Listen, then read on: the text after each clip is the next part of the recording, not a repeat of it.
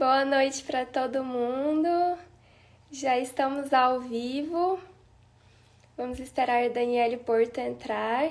Hoje nós vamos falar sobre reserva de emergência.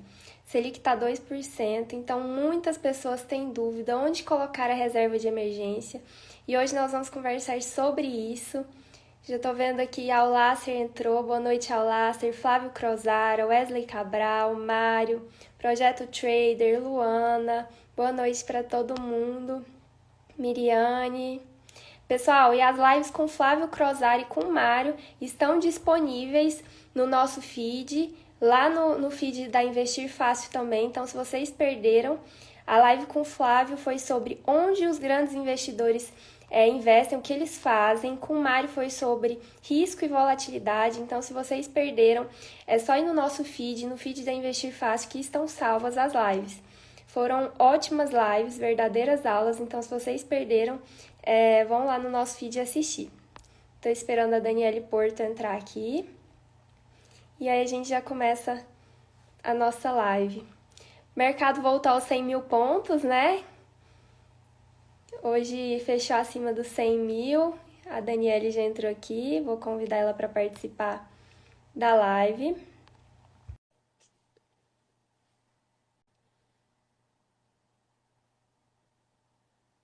Estamos esperando ela aceitar o convite. Oi, boa noite, Daniele. Oi, tudo bem, Vitória? Tudo bem com você? Tudo jóia. Estamos aqui, né? Que bom, eu agradeço. Pronta para mais um dia aqui de interação aí com a galera. Isso mesmo. Primeiramente, eu gostaria de agradecer, né? Hoje a gente está fechando com você com chave de ouro. Foram 3 lives excelentes.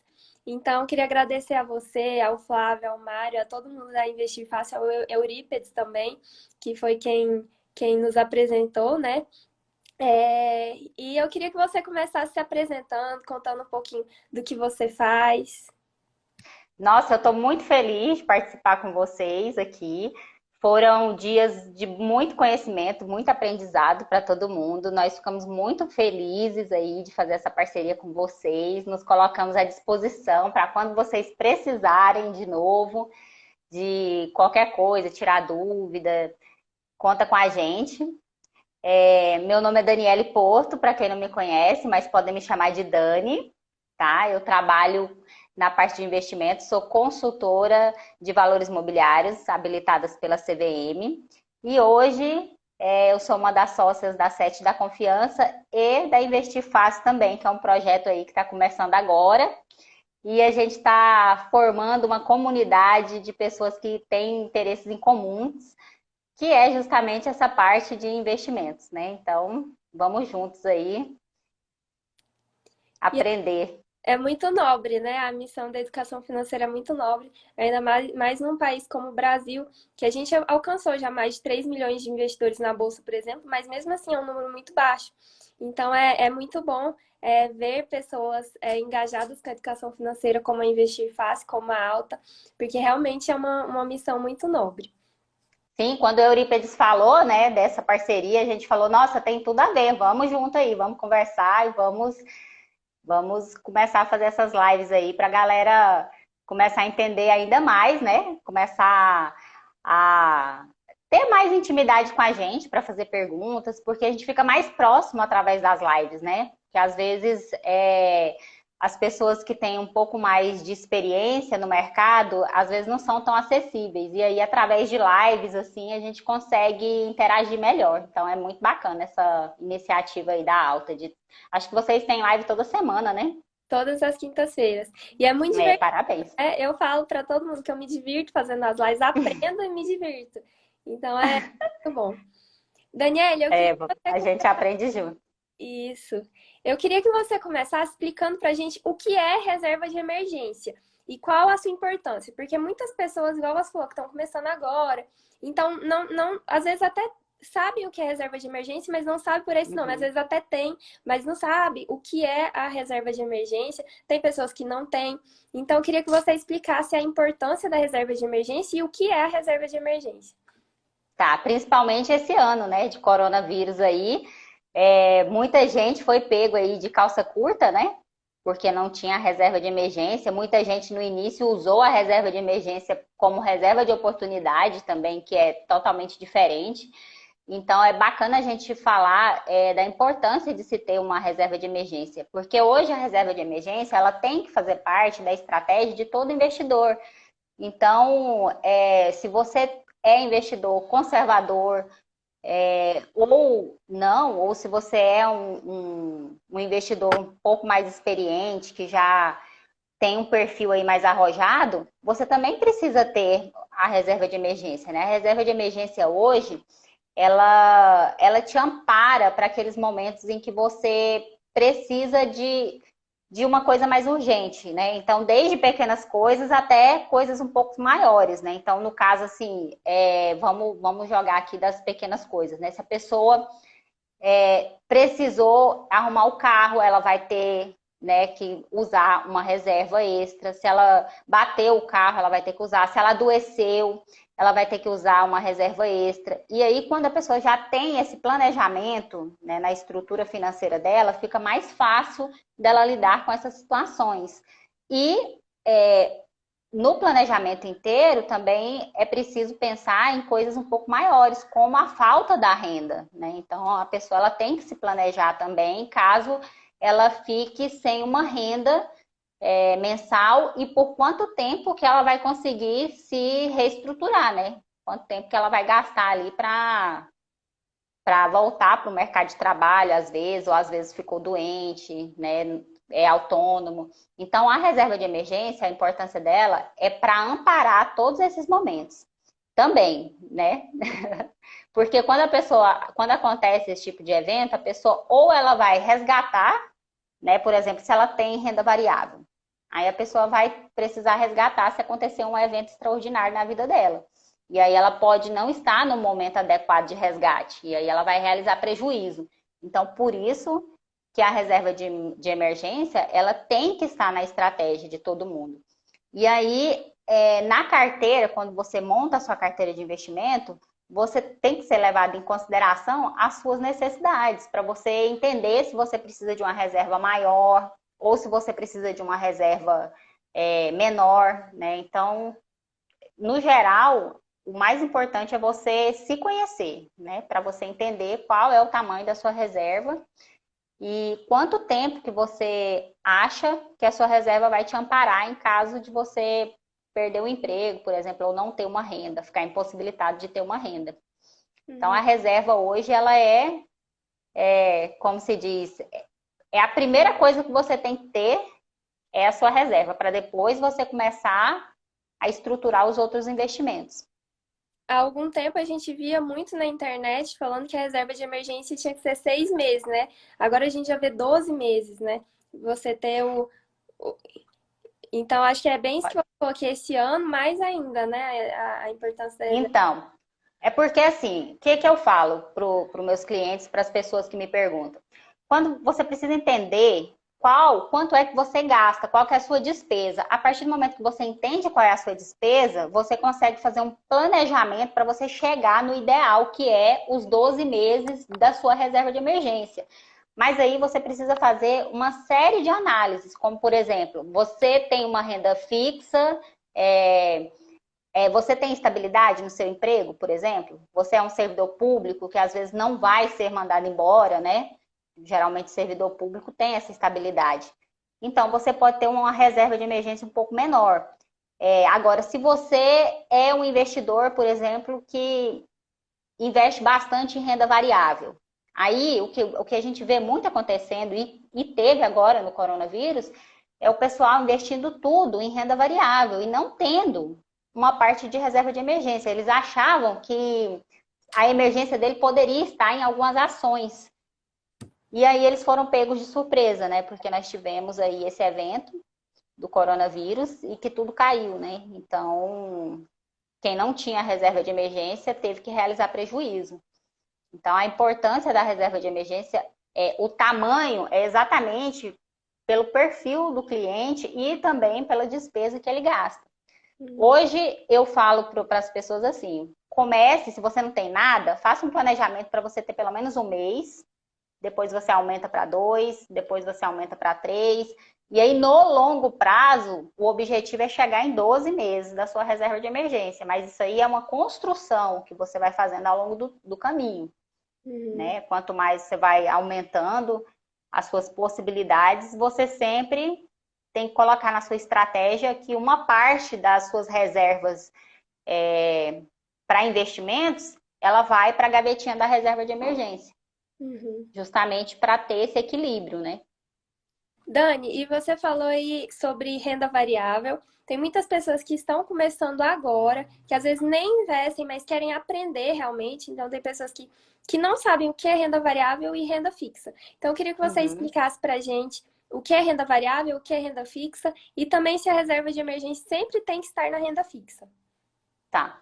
A reserva, a renda fixa, como o próprio nome diz, ela é fixa no sentido de você saber o que é que você vai ter de rentabilidade no final de um determinado período, né? Então, quando você tem esse conhecimento, ela é considerada renda fixa.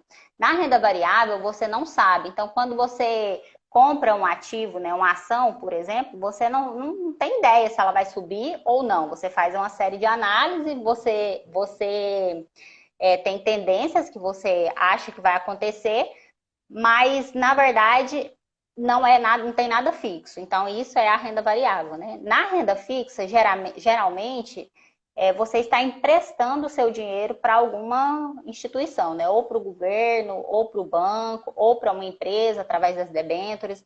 Então, assim, quando você efetua esse empréstimo, geralmente é a renda fixa. A renda fixa, ela entra nessa parte aí. Qual foi a outra pergunta que você fez mesmo? A reserva de emergência, ela sempre tem que estar na renda fixa?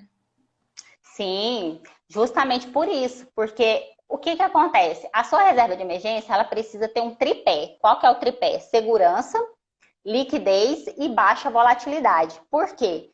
Porque você precisa de resgatar rápido, certo? Se você precisar, porque os eventos acontecem do dia para a noite, naquela hora, às vezes você não tem muito tempo, então você precisa que o seu dinheiro fique em um lugar que, se você precisar, você sabe quanto tem ali e você consegue resgatar rápido. Então, sempre que você for, né, fazer um investimento voltado para a reserva de emergência, se você pensar nesse tripé, você vai cair na renda fixa, né, que é segurança, liquidez e baixa volatilidade. Lembrando que muita gente pensa que todos os títulos do governo, né, não sofrem volatilidades. E daqui a pouco a gente vai falar mais sobre isso, mas não, tem alguns títulos que não são indicados, né, a maioria deles, para o fundo de reserva de emergência. Aí já é pela estratégia da sua carteira de investimentos que você precisa montar uma coisa mais estruturada, mas tem que ter muito cuidado com isso, porque às vezes você coloca ali um título e quando você vai precisar de resgatar, né, tem algumas variações ali de preço que pode te prejudicar, porque a volatilidade é mais alta. Então, tem que ficar sempre tendo esse tripé para você identificar qual que é o melhor investimento para você colocar lá a sua reserva. E a Fernanda Pupim ali já escreveu, já ia resumir isso agora. Obrigada, Fernanda. Isso é muito importante aí, pessoal. Eu sei que algumas pessoas assistem nossas lives com caderno, anotando, porque realmente é uma live.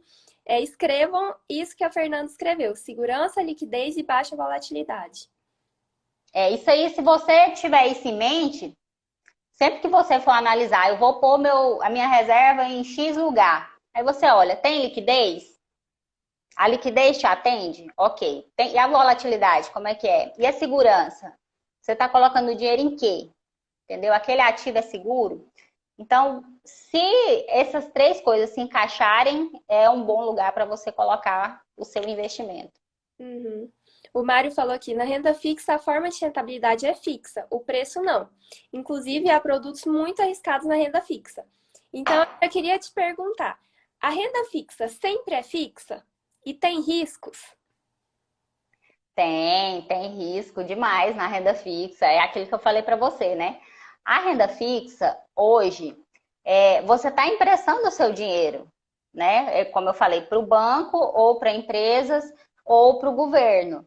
E aí você tem que pensar essa questão.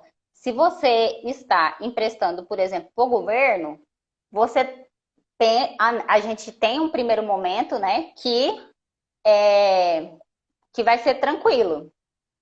Então, para a reserva de emergência hoje, por exemplo, se você quer colocar em título público, seria o Tesouro Selic, né? Porque as outras elas sofrem mais variação de preço. Uhum. E aí, nessa questão que você falou de risco, onde vai ter menos risco é exatamente no Tesouro por conta do risco soberano, né? Se o Tesouro não conseguir honrar com o seu compromisso, significa que nada mais na economia deu certo, né? Uhum. Então, o mais seguro hoje seria no Tesouro, se você olhar por essa ótica Uhum. Agora, também. Mas o risco existe. agora a Existe gente vai. em todos os investimentos, né? É. Agora a gente vai falar de novo de risco. O Flávio está pedindo para explicar um pouco de liquidez também. Eu acho que é muito interessante, Dani, você explicar um pouco de liquidez realmente, para tudo ficar bem claro, né? Para quem está assistindo a live Uhum. ter clareza em O que todas. é a liquidez? A liquidez é a capacidade de você transformar o seu investimento em dinheiro. Então, você precisa analisar o tempo que isso vai acontecer. Então, muitas vezes você coloca o dinheiro em, sei lá, em alguma coisa que tem carência, né? No fundo, em alguma coisa que tem carência.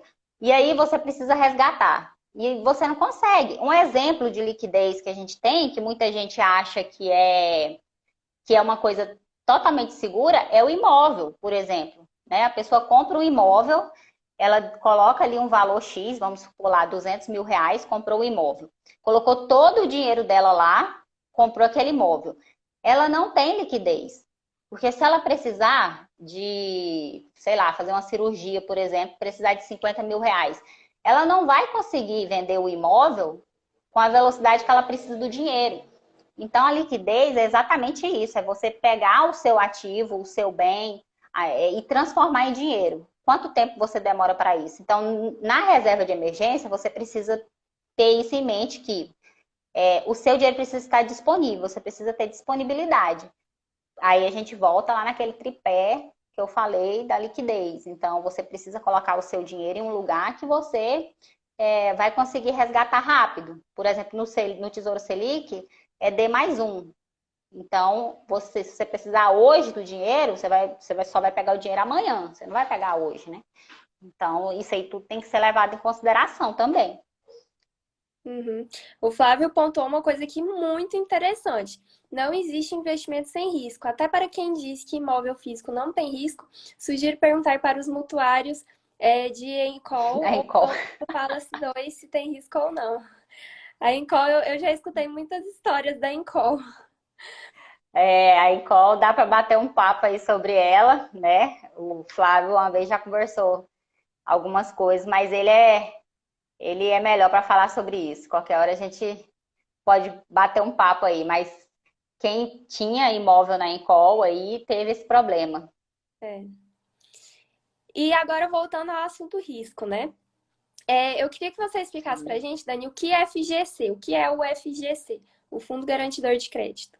Isso, é o fundo garantidor de crédito, ele basicamente ele dá uma segurança tanto para o investidor, tanto para o sistema financeiro, né? Porque lembra que eu falei lá atrás que quando você, né, investe em renda fixa, você está emprestando seu dinheiro para o banco, né, ou para o governo e tal. No caso do fundo de garantia, o que acontece? O fundo garantidor ele vai cobrir a parte de bancos. Então, quando você coloca o seu dinheiro emprestando para bancos, né, o banco está ali na transação, então você tem a garantia de até R$ 250.000, né? Então, tem esse equilíbrio aí e diminui o risco de crédito. Então, o risco da empresa que está garantida pelo fundo, né, é menor. Então, acaba que você tem essa garantia aí que vale a pena para olhar. E o Tesouro Selic, ele não tem a garantia do FGC. E por que ele é seguro mesmo não tendo essa garantia? Boa pergunta. Ele é seguro por conta da segurança do próprio Tesouro, dos papéis do governo. Lembra que eu falei lá na frente que a instituição que vai demorar mais para quebrar, digamos assim, é o governo. Então, por isso que ele não faz parte do Fundo Garantidor de Crédito. Porque se você chegar, se o governo chegar a dar um calote, significa que todas as outras instituições da economia já deram calote. Então, por isso que ele é considerado hoje o ativo livre de risco, né? Então, esses ativos do Tesouro, eles são livres de risco por isso também, né? Como se diz, o governo ainda tem a possibilidade até de imprimir dinheiro, né? Os outros não têm. Então, pode dar errado? Pode, né? A gente tem vizinhos aí que deram calote, mas se você for olhar na economia deles, o resto já deu, tudo já deu calote. Então, no Brasil é mais ou menos desse jeito. Hoje é considerado seguro o governo brasileiro. Né? Claro que a Europa, né, os Estados Unidos são mais seguros ainda do que o Brasil, mas o Brasil hoje também é considerado seguro. Uhum. O Mário está aqui falando, títulos emitidos por instituição financeira são cobertos pelo FGC. Títulos emitidos por demais empresas não têm cobertura. O meu pai também está aqui falando, quase perdi um apartamento pela Incol, por isso que eu cresci escutando essa história da Incol mesmo. Eu tô te falando, esse negócio da Incol aí dá uma live. Depois Dá para fazer uma live. a gente tem que fazer uma live aqui na Alta, depois vou conversar com o pessoal aqui, porque é um tema que tá precisando fazer uma live, que a gente tá precisando alertar as pessoas sobre pirâmides financeiras, né? Isso é importante. É importante. Que a gente vê muitas pessoas falando, mas é fácil identificar, mas hoje parece que não sei se foi essa semana, um trader acho que foi preso, né, com 30 milhões de Foi, reais. parece que ele estava operando ao vivo, alguma coisa assim. O Colocar. Flávio até comentou alguma coisa sobre isso. Pois é, então assim, realmente é uma coisa que a gente precisa alertar muitas pessoas. Outra, tá bom, então agora vamos voltar aqui pro nosso tema. Eu queria que você explicasse, Dani, uma coisa que também, até para quem já investe, às vezes não sabe a diferença, que é a diferença entre a renda fixa pré-fixada e pós-fixada. Tá. Na verdade, são três, né? Nós temos a pré-fixada, a pós-fixada e a mista também, né? Quando a gente fala de tesouro, por exemplo, pós-fixada, nós só temos a Selic, que é pós-fixada, né? E as outras são mistas, porque as outras elas têm o IPCA mais alguma coisa. Então, elas acabam tendo uma parte pré-fixada e uma parte pós-fixada também. Né? A pré-fixada é aquela que você já sabe quanto que você vai ganhar. Então, ela já tem lá, quando você olha, ela vai ter só o percentual. Por exemplo, vai pagar 3%, 5%. Ela vai ter um percentual fixo. Então, ela é pré-fixada. Então, as outras se dividem nessas três. São a pré, a pós e a mista. Né? A mista é essa que eu te falei, que muita gente chama de pós também. Mas, na verdade, ela tem as duas, né? As duas pontas ali. Ela tem a parte do indexador, né? No caso do Tesouro, que é o IPCA. E não é só Tesouro também, né? Nós temos CDBs também, que ele paga lá 100% do DI, por exemplo, né? Então, ele tem a parte também pós-fixada e pré. Já que você já falou de CDB, explica pra gente também o que é CDB e CDI. Tá. Essas CDI. duas fazem confusão na cabeça de muita gente acha que é a mesma coisa, acham que são dois títulos. É verdade. O CDI é Certificado de Depósito Interbancário ou Interfinanceiro também, muita gente fala. Então, o que acontece? As instituições bancárias, no caso, financeiras, elas precisam fechar o caixa dela no final do dia. E para isso, elas fazem empréstimo entre elas, entre uma e outra, para conseguir fechar a contabilidade delas no positivo, né?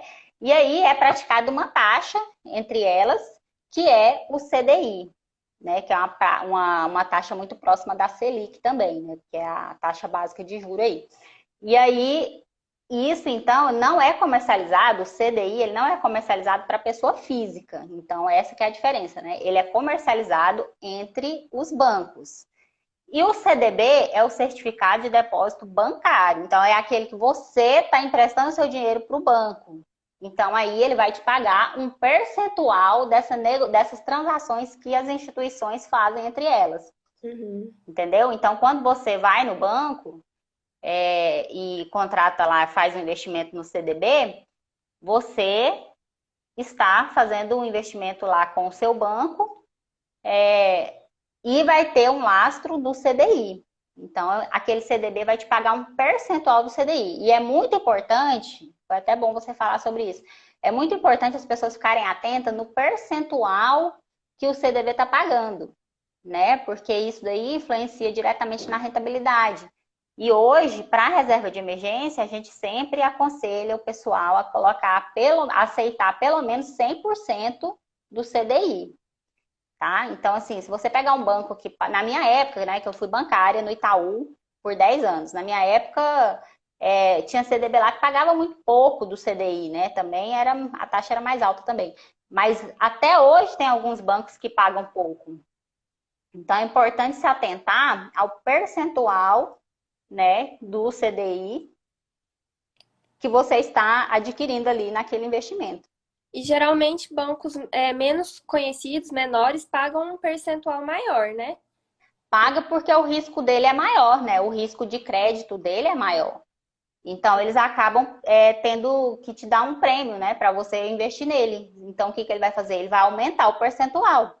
Outra coisa que é importante também observar é a carência.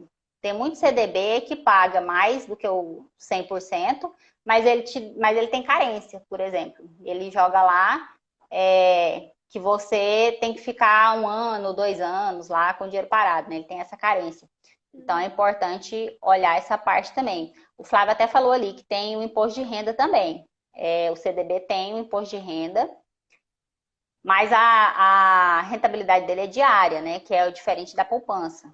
Uhum. Né? Que a gente até nem falou da poupança, mas a poupança, o que acontece? A poupança ela tem uma falsa rentabilidade ali, que a pessoa acha que se colocar na poupança e se ela tirar menos, né, tirar o dinheiro antes de 30 dias, antes de fazer aniversário, ela não vai ter nada de rendimento. Então, não tem imposto de renda, mas, contrapartida, ela também não vai ter rentabilidade se ela tirar antes do aniversário, né? Não sei se todo mundo lembra aí que a poupança, você só recebe a remuneração quando ela faz o famoso aniversário, Uhum. né? Então, quando eu tinha cliente no banco, eles não entendiam isso. E aí era até engraçado, porque eles olhavam o CDB, tinha cliente que tinha um pouco de dinheiro na poupança e um pouco de dinheiro também no CDB. Aí ele olhava o CDB, ele não enxergava o CDB rendendo, porque todo dia que ele olhava, estava um valorzinho a mais, né? Uhum.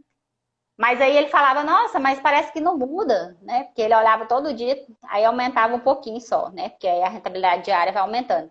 Aí o da poupança, o que que acontecia? Quando dava o aniversário, puf, caía tudo junto, né? A rentabilidade daquele período caía tudo junto no mesmo dia. Aí ele ficava feliz, porque ele achava que aquele volume maior que caiu em um dia só estava rendendo mais do que o CDB dele. Então, é engraçado essas histórias assim, porque a pessoa às vezes ela, né, se ilude com coisas muito pequenas, né? Aí Uhum. até quando você colocava na ponta do lápis, aí eu falava, não, então vamos fazer o seguinte, vamos ver a rentabilidade no mesmo dia do mês passado que você recebeu a rentabilidade da poupança e vamos ver no aniversário.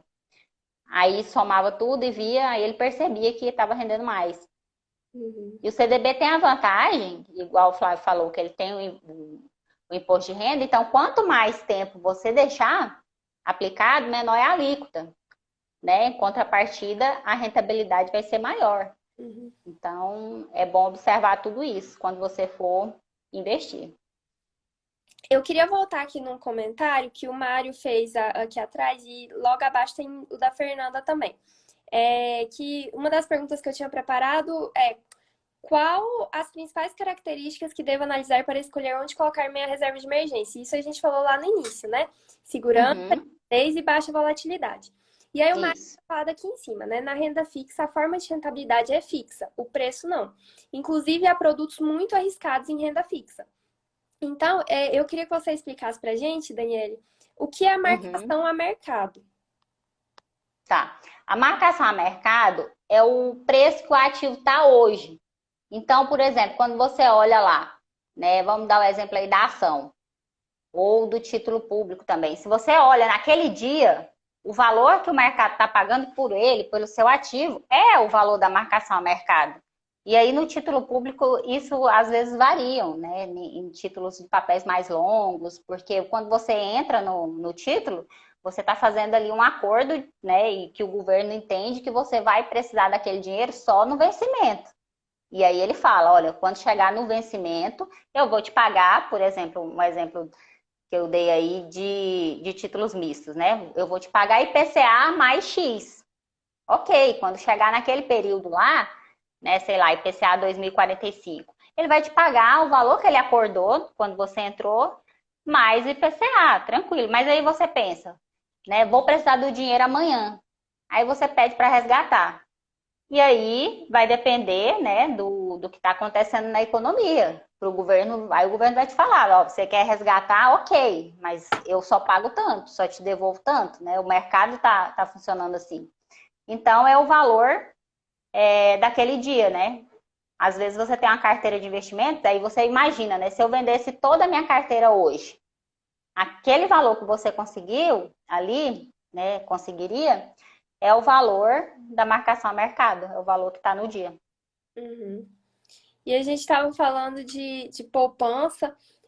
Eu queria saber se a gente pode deixar a nossa reserva de emergência na poupança. Então, assim, eu não aconselho justamente porque você praticamente está perdendo para a inflação, né? Então, dependendo do valor que você tem da sua reserva de emergência, não é interessante você deixar na poupança, porque hoje existem outras opções, né? Além da poupança. Uhum, Eu conheço pessoas que gostam de usar a poupança. Então, o que que eu oriento para essas pessoas? Eu falo assim, olha, então você tem que deixar lá no máximo só aquele dinheiro que você vai usar durante o mês, porque não vai ter rentabilidade. E mesmo assim, não tem muita vantagem de se deixar. Mas é só se a pessoa realmente falar que quer. Então, ela vai pôr, mas é o valor mínimo possível, né? Como a gente fala, né? É o dinheiro de pão, é aquele dinheiro que você vai usar para sua despesa doméstica ali naquele momento, no máximo. uhum, Mas não compensa deixar, porque para que você vai deixar na poupança se você consegue deixar, vamos supor, no exemplo que a gente deu do CDB, que tem liquidez diária, que tem rentabilidade diária?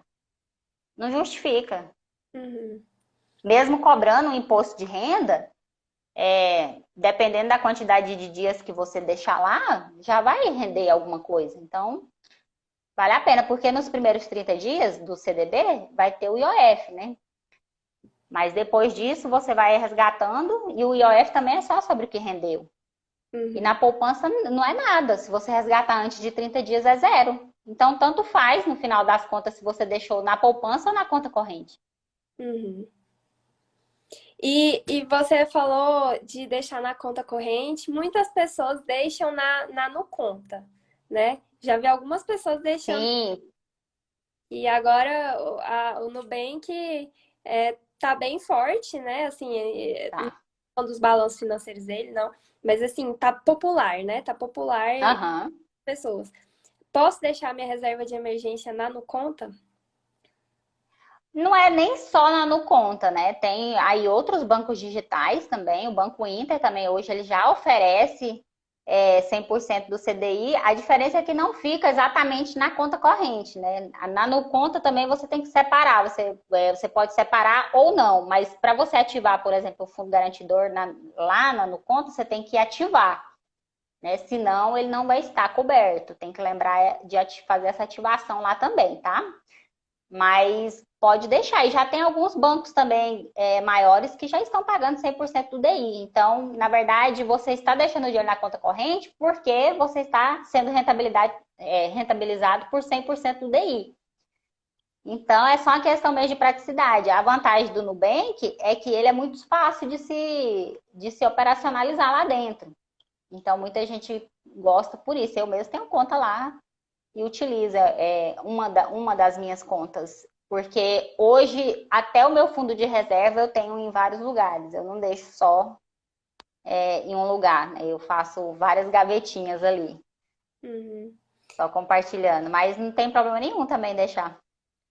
Pessoal, podem ficar à vontade para mandar perguntas para a gente, para interagirem aqui com a gente. O Mário falou aqui agora, voltando ao assunto que a gente estava falando, né, da marcação a Uhum. mercado, os preços dos títulos variam diariamente de acordo com a expectativa de juros futura e a inflação.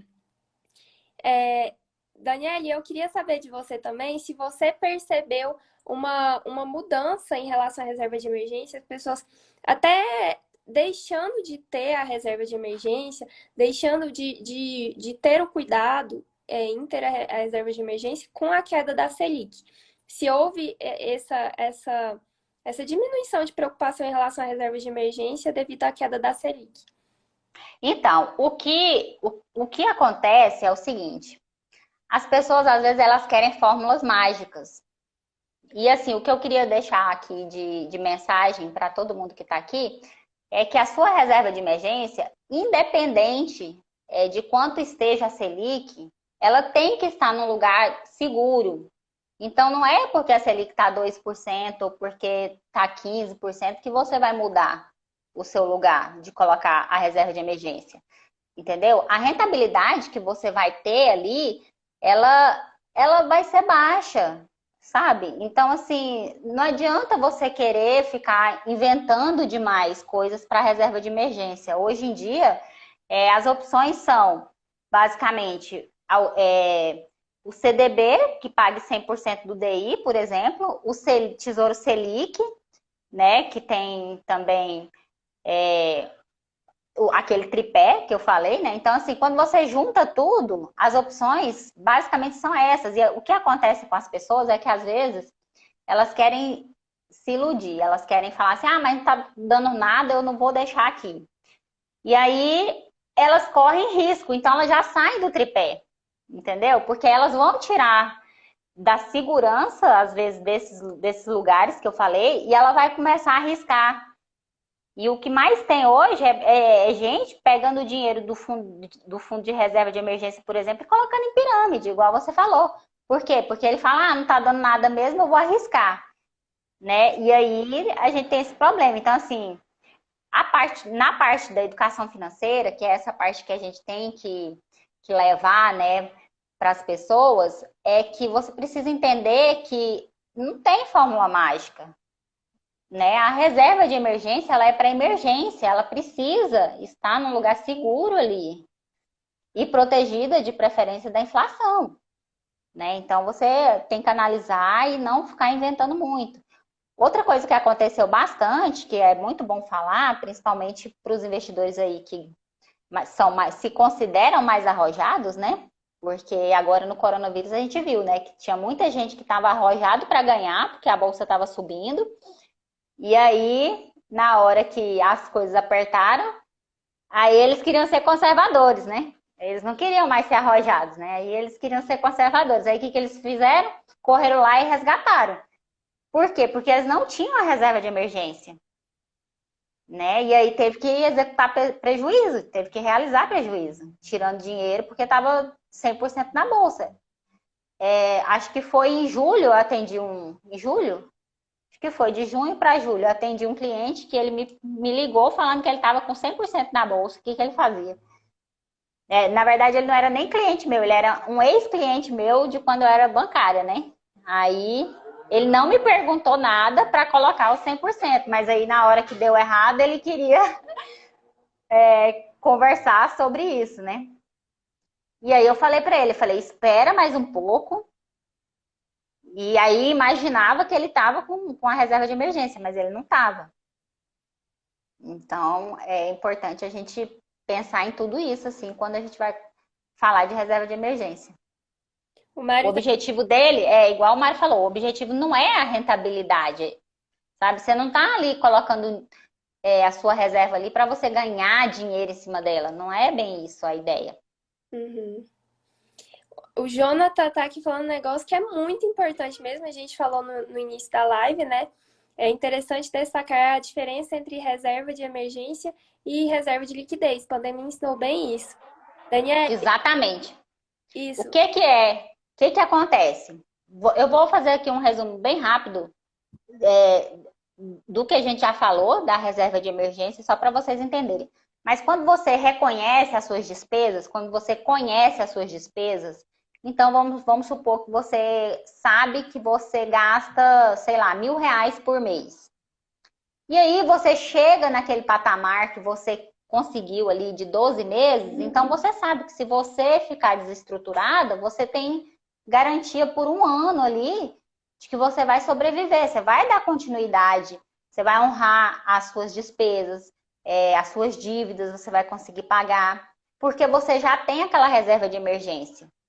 E aí você pode montar, junto com a sua reserva de emergência, uma reserva para oportunidades, entendeu? Então, assim, a reserva de oportunidades é aquele dinheiro que você não vai usar se der uma emergência. Você realmente você guarda aquele dinheiro ali em um lugar que tenha liquidez, né? Porque se tiver alguma oportunidade de mercado, você compra ativo. Inclusive, tem muitas pessoas agora aqui no coronavírus, grandes investidores aí, que já trabalham digamos assim, com esse planejamento na carteira e eles têm essa reserva para oportunidade, porque eles sabem que, hora ou outra, os ativos que eles já vêm analisando abrirão, compra. E aí eles vão utilizar desse dinheiro que estavam ali para isso. Então, assim, o Mário até falou uma coisa, vou citar o Mário aqui agora, né? Ele fala assim, que a gente precisa perder um tempo, né? Entre aspas, fazendo a estratégia, né? Planejando. Então, hoje, se você quer começar a começar a investir, e você é pequeno, ou se você já está investindo, você precisa ter uma estratégia, né? Você precisa montar a sua estratégia e na sua estratégia pode ter, né? Precisa ter a reserva de emergência e dentro da sua estratégia você pode fazer uma outra parte para a reserva de oportunidade. E outra Mas coisa, uma coisa não tem nada a ver com a outra, tá? Por exemplo, na pandemia teve gente que achou que as coisas seriam só pontuais, que aquele Coronas Day lá, né? No caso, seria rápido, e pegou a sua reserva de emergência e comprou ações. trocou, pegou a reserva Ele de. trocou, exatamente. Ele foi lá. Na verdade, ele não tinha uma reserva de liquidez, que a reserva de oportunidade também pode ser chamada de liquidez. Ele não tinha essa reserva, mas ele tinha de emergência. Aí o que ele pensou? Vou aproveitar a oportunidade. É, E aí ficou sem reserva de emergência. E o que aconteceu? As coisas a economia está voltando, né? Não tão rápido, né? Em algumas situações aí tá mais lenta, né? Aí tem aquela questão, vai ser em L, vai ser em W, vai ser em qual letra lá, mas ainda não recuperando 100%, né? Tem muita coisa ainda para acontecer. E aí quem aproveitou as oportunidades de março com a reserva de emergência, agora está suando, né? Um pouquinho. e uma coisa que a gente acabou pulando aqui, que é muito importante também, é a diferença entre taxa de juros real e nominal, que é outra coisa que, dois conceitos que precisam estar muito claros na cabeça de todo mundo. Sim, a taxa real é descontada da inflação. Quando você desconta, né, a inflação. E a outra é a taxa que você vê ali no seu, por exemplo, você vai fazer qualquer coisa lá, aquela taxa que aparece, ela não é a real, né? Então aí depois você tem que descontar a inflação e aí sim você vai ter a real taxa que você vai ser remunerado ali, né? Então, basicamente é isso, é descontar a inflação. Uhum. Essa é tranquila aí, vocês têm, tá na ponta da língua essa aí. Tem que saber. Tem que saber, né? Mais alguma pergunta? Se alguém tiver mais alguma pergunta, pode mandar aqui pra gente.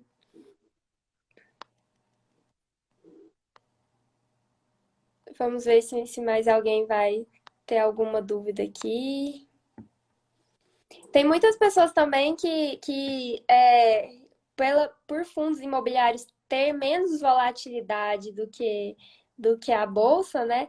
Acabam falando assim, vou colocar a parte que eu quero proteger meu dinheiro da volatilidade, vou colocar em fundo imobiliário. E esse ano, antes da pandemia, a gente já viu uma queda de fundos imobiliários, né? Mostrando que tem sim volatilidade. Todo mundo sabe que tem. Sim, Tem pode ter grande volatilidade, né? Então, isso foi um ensinamento para muita gente que estava com muito dinheiro em fundo imobiliário para fugir da volatilidade. o fundo imobiliário, ele é interessante porque ele tem os dividendos, né? Assim, então, a pessoa pode colocar uma parte em fundos imobiliários e até dependendo do valor que ela coloca lá, ela pode aumentar a reserva dela de emergência com os dividendos, por exemplo, e fazendo aportes para aumentar aquela reserva de emergência, mas ela ele não pode usar o fundo imobiliário como reserva de emergência, né? Porque ele é renda variável. Então, ele varia, né? Ele não tem. Acontece a mesma coisa, às vezes com menos intensidade do que a bolsa, né? Porque as negociações de fundo imobiliário são menores, né? Do que a bolsa, então acaba que a volatilidade ele é um pouco menor, mas existe. Então, Mas a liquidez também. isso.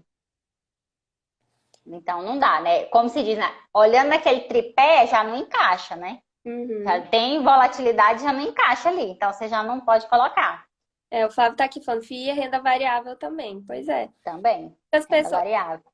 pessoas querendo proteger o dinheiro com FII, que seria tipo uma reserva de emergência, né? Eu vou proteger Sim. uma parte do meu dinheiro, vou deixar em FII porque a volatilidade é menor. É, o Sim, mas é igual você falou, a volatilidade é menor, mas ela existe. que E existe. ela é menor do que do que a ação, né? Ela é menor do que a ação, mas ela é maior do que várias coisas aí. Então, não dá para colocar lá. Uhum. O Jonathan está aqui falando, no cenário atual, difícil ter um ativo para reserva de emergência que esteja ganhando da inflação. Daniela, agora eu queria a pergunta que é o tema da nossa live. Agora, afinal, depois da gente ficar aqui 47 minutos explicando o conceito para o pessoal, conceitos muito importantes que todo mundo tem que saber. Pessoal, essa live de hoje realmente são conceitos que todos precisam conhecer, tá na ponta da língua. Onde que eu coloco, Dani, a minha reserva de emergência? Então, é aquilo que eu falei no início, né? Repetindo aqui, seguindo aquela parte do tripé de liquidez, de volatilidade, né? De tudo lá que você precisa, né? Hoje a gente tem o Tesouro Selic para você colocar a sua reserva de emergência. Você tem aí os CDBs que possuem liquidez diária, que é importante olhar isso, e que pagam 100% do DI, né? Que agora eu acho que todo mundo entendeu o que é DI. Então, quando você for colocar no CDB, você precisa analisar esses dois detalhes, tá? Porque eu já vi muita gente que colocou em CDB errado, e aí tinha carência. Então, é importante analisar isso. E basicamente é isso. Praticamente esses dois aí hoje em dia está sendo as melhores opções. Porque no Tesouro não tem outro que dá para você colocar na reserva de emergência. Porque Uhum. os outros eles têm mais volatilidade. Então o Tesouro Selic ele é o único que não tem tanta volatilidade. Inclusive, nós tivemos aí dias em que ele teve negativo, o Tesouro Selic, mas isso é muito raro de acontecer, né? Não é uma coisa com frequência. E também não é uma coisa que aconteceu para fechar o mês negativo, né? Isso aí foi uma coisa pontual. E que já tem, acho que até o Mário pode falar com mais exatidão, mas no dia que a gente analisou, que foi o dia que ele deu negativo, já tinha muitos anos que não dava, um dia só dele fechar negativo. Então, assim, foi um evento, digamos assim, um evento histórico que aconteceu. Então, a chance de acontecer é só quando tem esses eventos igual aconteceu esse ano, de coisas bastante inesperadas, assim, né? E desespera muita gente, né?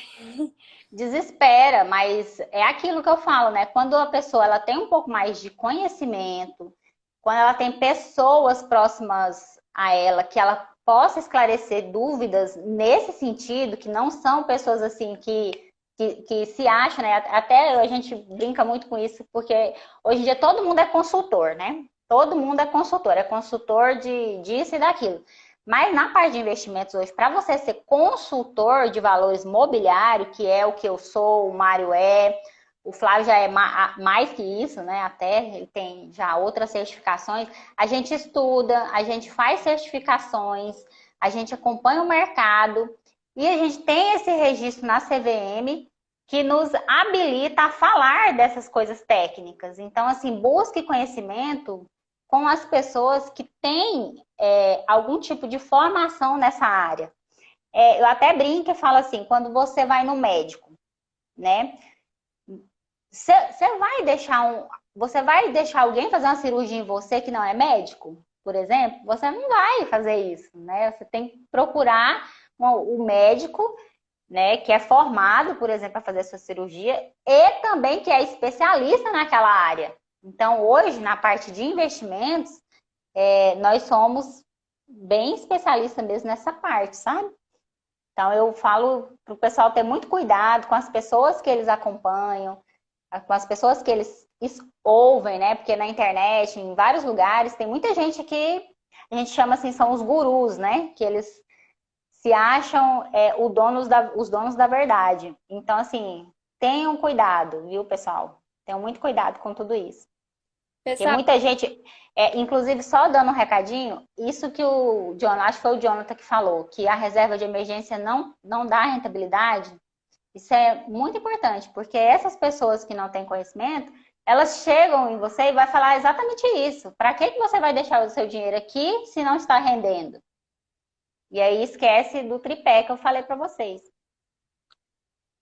pessoal, e a Dani falou, Flávio, Mário e ela, os três fizeram lives com a gente. A Dani hoje, o Mário semana passada, Flávio semana retrasada. Todas as lives estão salvas no perfil da Alta e também no perfil da Investir Fácil. Então, se você perdeu alguma, vai lá no perfil da Alta, vai no do perfil Investir Fácil e pode assistir depois, agora, né, o reprise.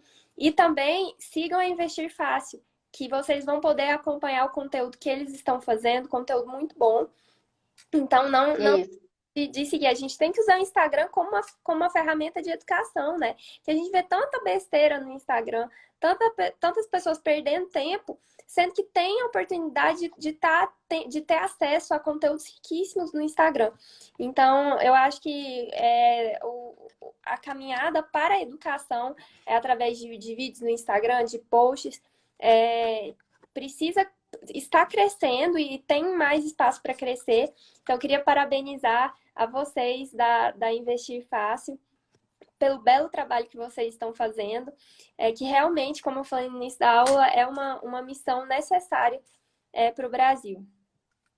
Gente, eu não sei se ainda tem aí uns minutinhos, mas eu queria dar um presente para vocês. A gente conversou lá da Investir Fácil, a gente está fazendo uma planilha de controle exclusiva em primeira mão aqui para vocês. Daqui a pouco vem um e-book aí também, tá?